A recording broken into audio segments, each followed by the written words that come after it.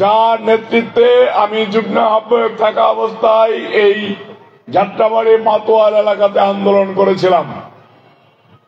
আমি হৃদয় থেকে কাছ থেকে দেখেছি একটা নেতার দলের প্রতি কি পরিমাণ প্রেম, একটা কর্মসূচি বাস্তবায়ন করার জন্য তার কতটুকু ছটপটতা, কতটুকু ছটপট করতে পারে।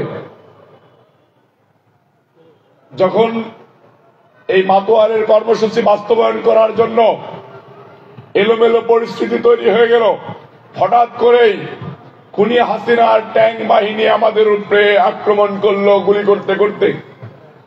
তখনই যখন নেতাকর্মীদেরকে ছত্রভঙ্গ করে ফেলল, জাতীয়তাবাদী যুবদল ঢাকা মহানগর দক্ষিণকে একা ঐক্যবদ্ধ করে রেখেছিলেন।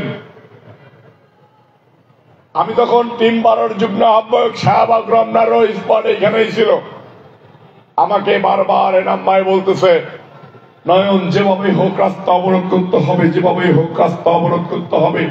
এরকম নেতার নেতৃত্বে আপনি, আমি, আমরা সকলে রাজনীতি করতে পেরে ধন্য।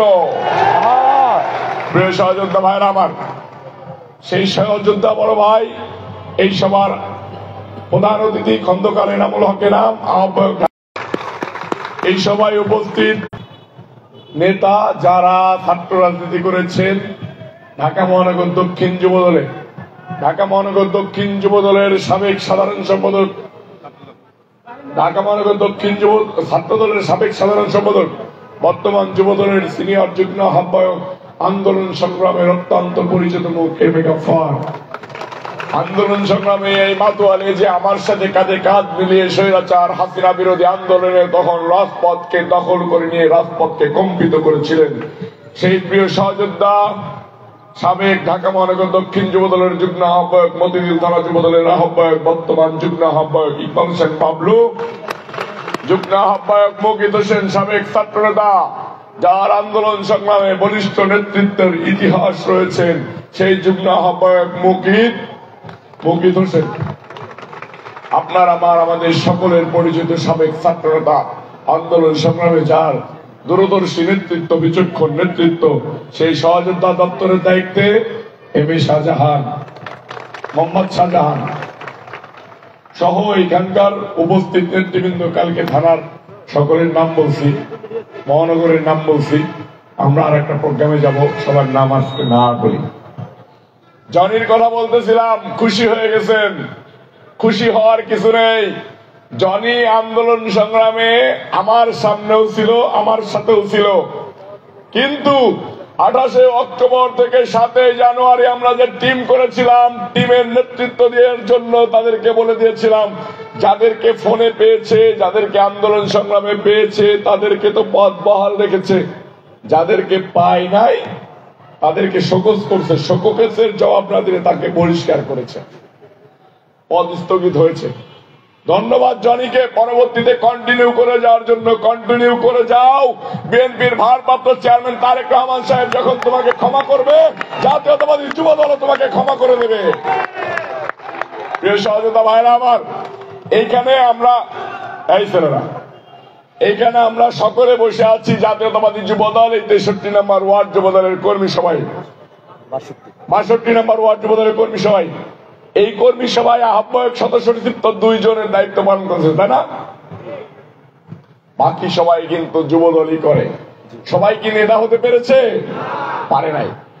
নেতা হইতে পারে নাই কেন?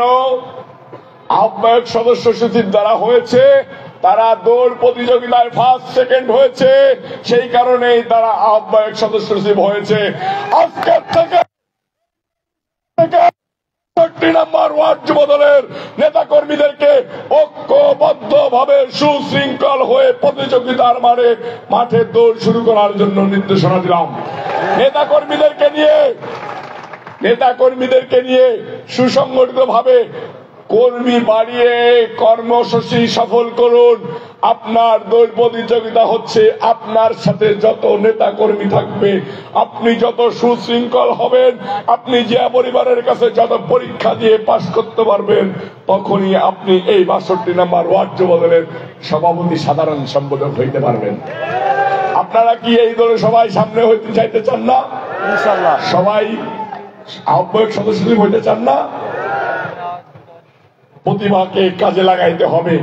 আপনার রুহু আল্লাহ যেভাবে তৈরি করেছে, আমার রুহু আল্লাহ তৈরি করেছে ঠিক একই ভাবে। আপনার ভিতরেও যে প্রতিভা আছে, আল্লাহ পাক রব্বুল আলামিন আমাকেও সেই প্রতিভা দিয়েছে। আমি যেরকম আমার জায়গা থেকে প্রতিভা কাজে লাগাচ্ছি, আপনি যদি আমাকে ফলো করতে চান তাহলে আমাকে টপকানোর জন্য আপনাকে এই দুই প্রতিযোগিতায় অংশগ্রহণ করতে হবে। আর আমি যদি আপনার ভালো কাজকে ফলো করে আপনার জায়গা পৌঁছাইতে যাইতে চাই, তাহলে আমাকে আপনার চাইতে দুর্গার গতিতে দৌড়িয়ে সামনে যাইতে হবে। এটাই হলো প্রতিযোগিতা। এই প্রতিযোগিতায় অংশগ্রহণ করে আমরা সকলে মিলে ঐক্যবদ্ধভাবে বিএনপির ভারপ্রাপ্ত চেয়ারম্যান তারেক রহমান সাহেবের হাতকে শক্তিশালী করব। আমাদের প্রিয় নেত্রী, আপসীন নেত্রী, বাংলাদেশের গণতন্ত্রের জননী, বাংলাদেশের তিনবারের প্রধানমন্ত্রী বেগম খালেদা জিয়ার বাহুবলকে শক্তিশালী করব ইনশাআল্লাহ। প্রিয় সহযোদ্ধা ভাইয়েরা আমার, আজকে যে ৬২ নম্বর ওয়ার্ড যুবদলের কর্মী সভা, এই কর্মী সভাতে আমার সাথে যতটুকু আহ্বায়ক সাহেবের কথা হয়েছে মনে হয় না খুশি হয়েছে। আমি ব্যক্তিগতভাবেও খুশি হইতে পারি নাই। এই কর্মী সভার স্পটই প্রথম চয়েস না।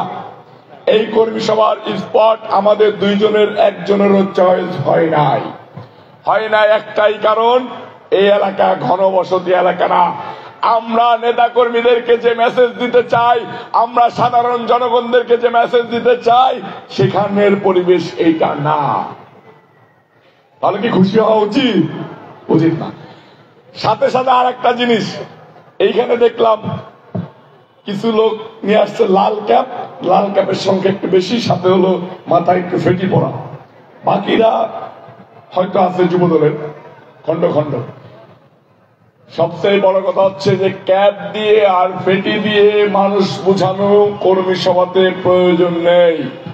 রাজপথে গিয়ে কর্মী সভায় বুঝাইতে হবে, রাজপথে আন্দোলন সংগ্রাম করে বুঝাইতে হবে আপনি কতটুকু রাজপথে নেতা কর্মী নিয়েছিলেন।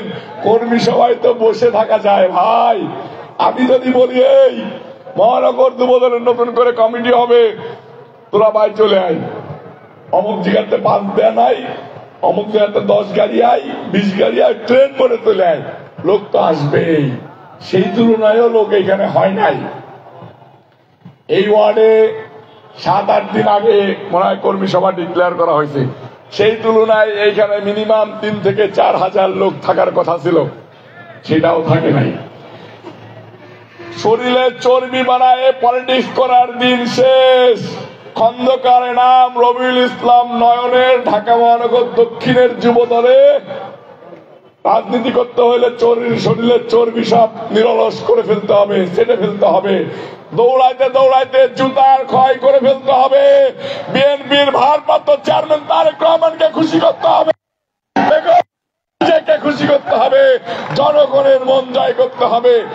জনগণ যদি আপনার সাথে থাকে, নেতা কর্মী যদি আপনার সাথে থাকে, তাহলে খন্দকারের নাম রবিউল ইসলাম নয়নের মন খুশ। আর যদি না থাকে, রবিউল ইসলাম নয়ন খন্দকারের নাম ঢুস ঢুস ঢুস। সকলকে ধন্যবাদ জানাচ্ছি। কর্মী সভা সফল করে এইখান থেকে ওই স্পটে চলে আসবেন। কর্মী সভা এরপরে আবার আমরা করব। যতদিন পর্যন্ত আমাদের মন জয় না হবে, ততদিন পর্যন্তই আমরা নেতা কর্মীদের পরীক্ষা নেব। প্রিয় সহযোদ্ধা ভাইরা আমার, এইখানে যে কয়েকজন লোক আছেন, এরপরে এক একজনের 3 জন 4 জন 5 জন করে বন্ধু বান্ধব বাড়ানোর চেষ্টা করবেন। ক্লিন ইমেজের লোক আনবেন। আওয়ামী লীগের প্রেতাত্মাদেরকে কেউ আশ্রয় প্রশ্রয় দিবেন না। এলাকায় পাড়া মহল্লায় কেউ হুন্ডা শো রাউন্ড দিবেন না। দোকানে কেউ বখাটেদের মধ্যে আড্ডা মারবেন না। মা বোনদেরকে ইজ্জত করবেন, মা বোনদের মন জয় করবেন, সাধারণ মানুষের মন জয় করবেন, ব্যবসায়ীদের মন জয় করবেন, ভোটারদের মন জয় করবেন, যুবতীদের মন জয় করবেন, শিশু কিশোরদের মন জয় করবেন, বেগম খালেদা জিয়ার হাতকে শক্তিশালী করবেন।